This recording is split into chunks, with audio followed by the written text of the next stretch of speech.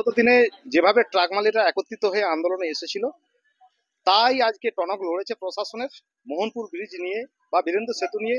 Truck মালিকদের যে দীর্ঘদিনের ক্ষোভ বা দীর্ঘদিনের যে বঞ্চনা, তারই জন্য আজকে একটা মিটিং এর আয়োজন করা হয়েছিল। এখানে উচ্চপদস্থ আধিকারিকরা ছিলেন, ডিএমসি থেকে আরম্ভ করে ইঞ্জিনিয়াররা সবাই ছিল। এখানে বেশ কিছু আলোচনা হয়েছে, কিছু প্রস্তাব মানা হয়েছে, কিছু বিকল্পর ভাবনা ভাবা হয়েছে। যেমন এখন ব্রিজে 25 টন পর্যন্ত যে লোডিং ক্যাপাসিটি ছিল, সেটা কিন্তু বর্ধিত হলো, এখন 36,500 পর্যন্ত হয়ে গেল। মানে 12 চাকা পর্যন্ত এখন যেতে পারবে, যেটা আগে 6 চাকা পর্যন্ত যেতে পারত। এছাড়াও ব্রিজে যে পাশ দিকে বিকল্প রাস্তা, সেটাও একটা সার্ভে করার ব্যবস্থা খুব শীঘ্রই করা হবে।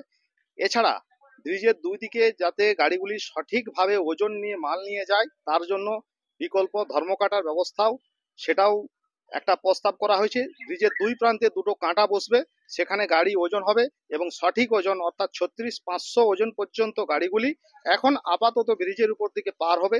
এরকমই একটা প্রস্তাব এখন আজকে এখানে হলো। এবং এখান থেকে আমরা বিকেল 4টার সময় চলে যাব মোহনপুর ব্রিজ। ওইখানে সরজমিনে Kharagpur BLRO, Medinipur BLRO, Kharagpur ARTO, Medinipur ARTO, Medinipur RTO এবং ডিএম অফিসের আধিকারিকরা থাকবে। সঙ্গে আমাদের ট্রাক ওনার্স, পশ্চিম Medinipur district truck operators welfare অ্যাসোসিয়েশনের পক্ষ থেকে আমরা থাকছি। এবং সবাই মিলে ওখানে কত দ্রুত এই ব্রিজটিকে আবার ওজনটা একটু বেশি অর্থাৎ 12 চাকা পর্যন্ত যাতে যেতে পারে, তার ব্যবস্থা করার জন্য খুব দ্রুত পদক্ষেপে এই কাজটি শুরু হয়ে যাবে।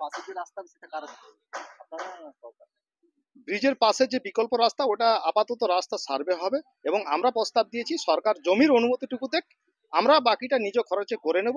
তো ওনারা এখন বলছে আগে জমির সার্ভে হোক, তারপরে বিকল্প কথা বলা হবে। তোমাদের আন্দোলনের জয় মনে করো? এটা এক প্রকার আন্দোলনের, দেখুন, নৈতিক কিছুটা হলেও জয় হলো, কিন্তু আমাদের এখানে দাবি থেমে থাকলো না। কারণ বর্তমান দিনে হেভি ভেহিকেলস 14 চাকা, 16 চাকা, 18 চাকা আমাদের জেলাতে ভরপুর হয়ে গেছে।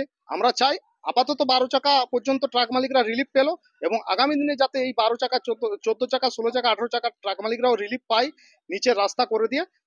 যতদিন পর্যন্ত সমস্ত ট্রাক মালিকরা আমাদের এই ব্রিজের বা নিচে বা উপর দিকে পেরোতে পারবে, ততদিন আমাদের আন্দোলন চলবে এবং আমরা প্রতিটি ট্রাক মালিকের জন্য এই লড়াই চালিয়ে যাব।